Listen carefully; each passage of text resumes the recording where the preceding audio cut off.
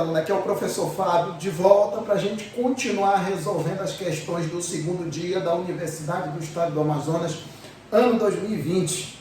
Dessa vez eu tenho a questão 17, uma das melhores questões que eu vi aqui no segundo dia. E ela diz o seguinte: um aluno deseja estudar a forma como um circuito capacitivo se comporta quando são alterados alguns parâmetros de um capacitor. Para isso, ele pega emprestado da cozinha de sua casa duas assadeiras metálicas idênticas e as dispõe de forma que suas faces inferiores fiquem paralelas sem se tocarem, configurando assim um capacitor.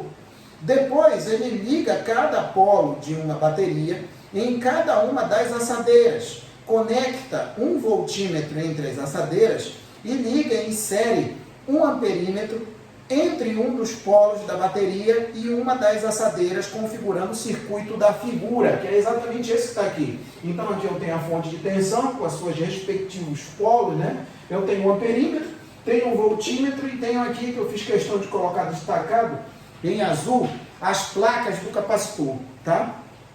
Após certo tempo, o aluno observa que o amperímetro registra a corrente nula e o voltímetro uma DDP-V. Que informação que a questão está dando? A partir do momento que esse amperímetro indica corrente elétrica nula, significa que o capacitor está carregado. E essa leitura do voltímetro que está aqui, ela está indicando exatamente a diferença de potencial entre as placas. Só que o que eu chamo a atenção aqui é o seguinte: no momento que está aqui sem o aluno fazer nada, né, sem o camarada fazer nada, e esse voltímetro está indicando uma diferença de potencial V, essa diferença de potencial V não é tão difícil de ver, que é a mesma tensão da bateria. Fábio, é a mesma tensão da bateria? É a mesma tensão da bateria. Porque se eu já estou numa situação estacionária, essa tensão elétrica aqui, essa diferença de potencial, vai ser igual a essa daqui, tá? Então ele afasta as assadeiras uma da outra, mantendo-as paralelas entre si. Considerando ideais os fios que ligam as assadeiras à bateria durante esse movimento, aí vem as perguntas. Caramba, se o cara não entendesse muita coisa com relação ao carregamento de um capacitor, o cara estava perdido aqui. Qual é a primeira coisa que chama a atenção? Em nenhum momento a questão fala que a fonte é desligada. Ela não vai ser desligada não, né, Fábio? Não. E aí eu pergunto, o que vai acontecer com a tensão elétrica aqui? O cara já pensaria, igual, Fábio, que a tensão vai diminuir. Como é que a tensão vai diminuir aqui? Se em nenhum momento é desligado da fonte de tensão.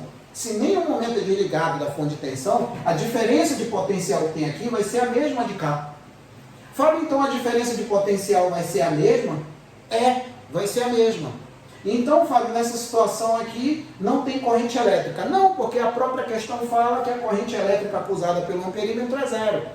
Só que tem o seguinte agora, o camarada aqui, ele aumenta essa distância aqui. E o que a gente sabe, levando em consideração aqui, o que a gente sabe de um capacitor? Fala, me diz aí, me lembra aí o que é um capacitor, que eu não estou lembrado aí. Não estou lembrado não. Bom, qual seria a função básica aqui de um capacitor? O capacitor, a função básica dele é armazenar carga elétrica nas armaduras dele e energia elétrica no campo elétrico, que é exatamente o campo elétrico que vai se estabelecer aqui entre as placas. Outra coisa, o capacitor ele não é atravessado por corrente elétrica, não é a função dele. Diz-se, né, quando o capacitor ele é atravessado por uma corrente elétrica, ou seja, a rigidez dielétrica do material dielétrico que está aqui entre as placas é rompida, ele estoura, no linguajar coloquial de técnico de eletrônica, né? E aí o que acontece? O capacitor estraga. Então ele não é feito, digamos assim, para ser atravessado por corrente elétrica, ele não é um resistor. Então o que acontece? Não vai passar corrente elétrica aqui. Está dizendo que está acusando corrente zero aqui, né? É porque a fonte não está mais arrancando elétrons de uma placa e depositando na outra. Até porque essa placa de cima, ela vai ficar eletrizada com cargas positivas, ó.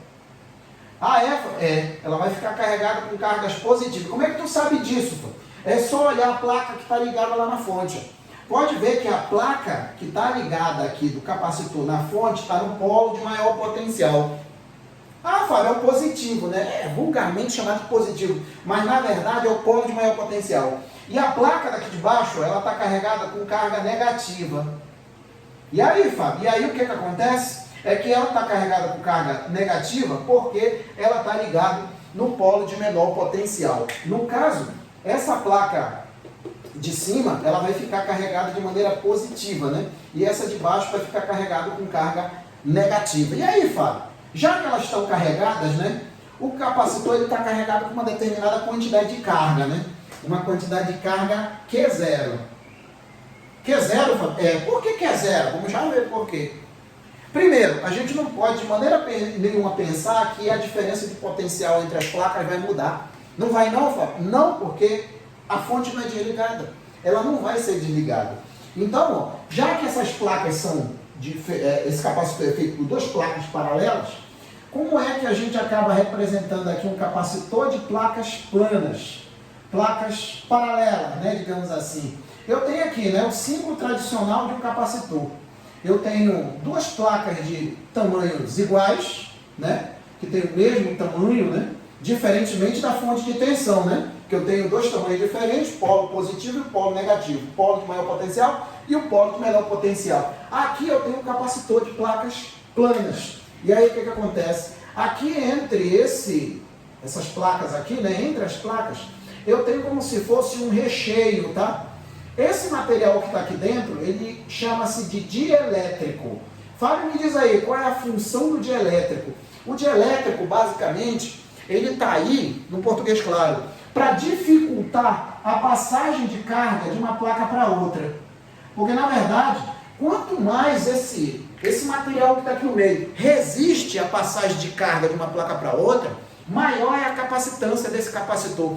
Tanto que um material que tem um dielétrico aqui no meio, ele tem uma capacitância maior do que em comparação àqueles que não têm material nenhum, tipo o vácuo. Ou seja, Fábio, como assim? Se eu tiver um material cujo dielétrico entre as placas é o vácuo, e eu comparar com um material com as mesmas características, com outro capacitor, com as mesmas características do primeiro, só que esse segundo eu tenho um dielétrico aqui no meio, esse que tem um dielétrico, ele tem uma capacitância maior. Então esse daqui, ó, ele vai ter uma capacitância. Só o fato de você colocar no material aqui, um dielétrico, já é o suficiente para fazer a capacitância dele aumentar. Ah, é, Fábio? Em comparação ao que tem um vácuo entre eles. É isso mesmo. E como é que a gente faz para calcular essa capacitância aí? É assim, ó. Eu até deduzo isso daqui lá nas aulas de capacitores, né? Definição de capacitância e capacitor. Eu tenho que a capacitância de um capacitor de placas planas vai ser igual ao material, uma característica do material que está aí entre eles, do dielétrico, que é a permissividade elétrica do material, tá? Normalmente a gente vê essa equação com epsilon zero, né? Mas a gente coloca o epsilon zero, o índice zero, quando a gente considera aqui o meio vácuo. Só que aqui eu não estou considerando vácuo, então vou botar só o epsilon mesmo, que é uma permissividade, só que está relacionado a um dielétrico, que não é necessariamente um vácuo. Aqui em cima eu tenho a área dividido aqui por D. Fábio, quem seria esse A aí? Esse A é a área das placas, coisa que não vai mudar aqui, ó. As assadeiras não mudam, então a área não vai mudar. Outra coisa, esse material aqui também não muda. Ou seja, a única coisa que vai mudar é esse D. E aí o que acontece, Fábio? Me fala aí. Essa distância ele diz que vai aumentar, né? Ah, é, Fábio, vai aumentar, beleza. Então, se a distância aumenta, o que acontece com a capacitância? Ela vai diminuir. Ah, Fábio, então quando separar essas placas, a capacitância vai diminuir. Mas a tensão não vai diminuir, não? Não. A tensão vai se manter inalterada. Fábio, se a tensão vai permanecer a mesma e a capacitância vai diminuir porque o comprimento aumentou, alguém vai ter que mudar também, né? Sim, alguém vai ter que mudar. Alguém vai ter que mudar. Vamos supor aqui, ó, para a gente entender, eu vou tentar mostrar aqui de maneira bem aportuguesada. A resolução vai ficar um pouco comprida, mas eu não estou nem aí, eu não quero saber de resposta, eu quero que você entenda o que acontece aqui. O que acontece? Olha só, vamos supor que eu tenho uma determinada caixa d'água. E nas minhas aulas de capacitor, eu sempre faço a analogia do capacitor com uma caixa d'água. Por que, Fábio? Porque dentro de um circuito elétrico, basicamente levando em consideração a função de um capacitor, que é armazenar energia elétrica no campo elétrico e carga elétrica nas placas, eu posso fazer uma analogia com a caixa d'água. Porque para que serve a caixa d'água? Armazena o quê? Água, né? Porque olha só, vamos pensar assim, vamos pensar de maneira inteligente. Para que serve a caixa d'água? Armazenar água. E a água que está lá, ela vai ser usada numa eventual falta de água da rua. Seria uma comparação análoga do capacitor. Essas lâmpadas de emergência que andam por aí, que são alimentadas por capacitores, elas ficam toda hora carregando os capacitores. Numa eventual falta de energia da rua, puf, liga a lâmpada acaba acendendo. E quem está alimentando esse capacitor? Quem está alimentando essa lâmpada? Os capacitores. Os capacitores que estão alimentando a lâmpada, são eles que estão fornecendo energia para a lâmpada permanecer acesa, sendo que faltou energia da rua. Então, olha só, vamos supor que essa caixa aqui, ela tenha 500 litros, né? E 500 litros é uma característica da caixa. Ela vai continuar tendo 500 litros, independente se eu tenho a metade dela, ou se ela está vazia, ou se ela está cheia. Não é isso? O capacitor aqui ele já está carregado. Seria de maneira análoga se a caixa estivesse cheia aqui, né? Vamos considerar aqui, ó, cheia. De quê, Fábio? De água. De água, né? Agora, olha só. Se eu diminuo essa capacidade da caixa d'água, que é uma forma análoga à capacitância aqui na eletricidade, se eu diminuo, vamos supor que eu diminua. Como é que eu faço para diminuir a capacidade da caixa? Não é o volume de água, tá? Não é o volume de água, é a capacidade da caixa. Vamos supor que eu diminua essa capacidade aqui, ó, para 400 litros. O que eu vou ter que modificar aqui? Eu vou ter que mudar ou a altura da caixa ou o diâmetro da base, uma coisa ou outra. Vamos supor que eu vá descontar isso da altura. O que eu vou ter que fazer? Eu vou ter que diminuir isso aqui, ó. Por que tu tem que diminuir, Fábio? Porque a capacidade foi diminuída. A capacidade foi diminuída. Então, olha só, ela foi diminuída. Então, a quantidade de água que tinha antes, eu não vou poder ter agora. Por quê? Porque a capacidade foi diminuída. Ah, desgramento. Então, não está entendendo, né, Fábio? Então, eu posso ver assim, de maneira análoga, a capacitância com a capacidade de uma caixa? Pode. Pode. Você pode. Isso é analogia. Eu não estou dizendo que capacidade é a mesma coisa que capacitante. Não estou falando isso. O que eu estou falando é a ideia intuitiva. É isso que você tem que entender. É assim que você consegue responder esse tipo de questão. Não é tipo, substitui na equação e faz... Pô, pelo amor de Deus, cara. E aí o que acontece? Como eu diminuir a capacidade da caixa, o que vai acontecer com esse volume de água aqui, ó? Ele vai derramar. Ele vai derramar. Ah, desgramento. Então estou começando a pegar, Fábio. Então a água que vai ficar em excesso e vai derramar, ela vai ficar de maneira análoga em relação à carga? É isso mesmo. Como a capacidade do capacitor foi diminuída pelo fato da distância entre as placas aumentarem, aquele excesso de carga vai ter que sair, cara. Como é que a carga vai ficar ali? Levando em consideração que a tensão não vai mudar. A carga vai ter que mudar. Ela vai ter que mudar. Então o que acontece aqui, ó? A carga vai ter que mudar. Ou seja, então eu vou ter uma corrente elétrica, né, Fábio? Vai ter uma corrente elétrica. E essa corrente elétrica vai sair de que forma? Eu vou ter isso aqui, ó. Eu vou ter essa corrente elétrica aqui de que forma? Assim, ó. Isso aqui vai ser uma corrente elétrica I, né? Que vai circular aqui no capacitor e na fonte também, né? Ou seja, eu vou ter essa corrente elétrica aqui. Só que agora que vem o pulo do gato, né? Essa corrente elétrica violeta que eu coloquei aí, ela na verdade é a corrente elétrica real. E o que a gente considera, na maioria das vezes, até na engenharia elétrica, a gente leva em consideração a corrente elétrica convencional e não a real. A corrente elétrica convencional é aquela que vai no sentido de quem? No sentido do campo, né? Só que tem o seguinte agora, como quem está com excesso de carga, está com carga que tem que ser, digamos assim, alijada, né? Solta, é o capacitor, a corrente elétrica, ela vai ficar nesse sentido aqui, ó. Essa aqui vai ser a corrente elétrica convencional aqui.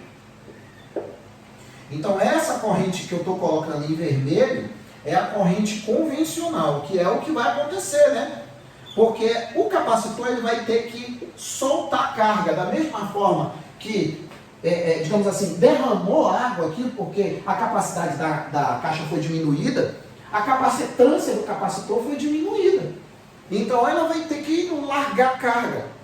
Fábio, mas eu ainda não entendi a situação da fonte. A fonte não vai mudar não, né? Então é por isso que esse V não vai mudar. Isso mesmo. Não vai ser nenhuma. Eu não posso dizer que a fonte, que a tensão vai aumentar ou diminuir, porque ela sempre está ligada ao gerador. Agora, se fosse cortado os fios, aí seria outra coisa. Totalmente diferente. A tensão ia mudar. Só que pode prestar atenção que em nenhum momento a questão fala que vai ser desligado a fonte. Então, o pulo do gato aqui, digamos assim, para a gente conseguir fazer isso aqui, é exatamente o fato da fonte em nenhum momento ter sido desligado das placas, das armaduras do capacitor. Então, vamos lá. Na letra A está dizendo que a DDP entre as assadeiras diminuiu. Se você fosse naquela de achar, Q igual a C vezes U, então um aumentou, outra diminuiu, um aumentou, outro aumentou também, já ia errar. Já ia errar isso aqui. Então a letra A não está certa. B. A DDP entre as assadeiras e a corrente lida pelo amperímetro permanecem inalteradas, é negativo, porque vai ter carga em excesso. Isso aqui vai acusar a passagem de corrente, tá? Esse amperímetro vai acusar a passagem de corrente. Uma corrente flui para a assadeira 1. Uma corrente flui para a assadeira 1. Cadê a assadeira 1? Está aqui, ó. Só que tu pode falar, mas Fábio, e essa corrente laranja aqui? Tu tem que ver que essa corrente laranja aqui é a corrente elétrica real, né? Que está dentro do capacitor aqui, ó. É a real, que são os elétrons aqui. Só que a gente não pode confundir, é o seguinte: quem que precisa liberar carga? Quem que está precisando liberar carga? É a fonte ou o capacitor? É o capacitor. É o capacitor que tem que liberar carga. Então é ele que vai determinar o sentido da corrente elétrica. Tanto que aqui, ó, a corrente elétrica vai do polo de maior potencial para o polo de menor potencial. Então a gente tem que partir do pressuposto de quem tem que liberar carga. Até porque a fonte, ela não armazena carga. Quem que armazena a carga? O capacitor. A fonte, de uma vez por todas, que eu já vi até aluno falando esse tipo de coisa. A fonte, ela não é uma provedora de carga elétrica. Ela está ali para oferecer campo elétrico, diferença de potencial, energia elétrica, tá? Ela não é uma fornecedora de carga. Agora o capacitor não, o capacitor armazena energia elétrica no campo elétrico e armazena carga nas placas. Então é ele que tem que liberar. Então quem manda no sentido da corrente é ele. Então a letra C não é a correta. D. A DDP entre as assadeiras aumenta. Também não. Por que esse V aqui não vai mudar? Porque ela não deixa de estar ligada aqui na fonte. Pode prestar atenção que ela sempre está ligada. Então a diferença de potencial não vai mudar. Na letra E, uma corrente flui para o polo positivo da bateria. Está aqui, ó. Deixa eu destacar aqui, ó. Está aqui, ó. É essa corrente aqui, ó, que é a corrente elétrica convencional. Quem tem que liberar carga é o capacitor. Então é ele que vai determinar o sentido da corrente convencional e da real, obviamente, também. Tá bom? Então, meus queridos, é isso aí. Eu espero que tenham entendido. Na verdade, o assunto capacitores é um dos assuntos que geram muitas dúvidas aqui, né? Tem muita gente que confunde, né? Ah, o capacitor é a mesma coisa que bateria. Negativo. Ah, a capacitância é a mesma coisa que capacitor. Também não. Porque se eu disser que o capacitor é igual a uma capacitância, eu estou dizendo que uma caixa d'água é igual a 500 litros. Não tem nada a ver uma coisa com a outra. Capacitor é o elemento de circuito, cuja função é armazenar cargas elétricas na armadura e energia elétrica no campo elétrico. E o que seria a capacitância? A capacitância é a grandeza, é a característica física do capacitor de armazenar cargas elétricas, de armazenar energia elétrica. Tá bom? Então isso aí é a questão 17. Eu acredito que quando o cara olhasse rápido ele conseguia resolver isso aqui no máximo aqui em 1 minuto, eu acredito.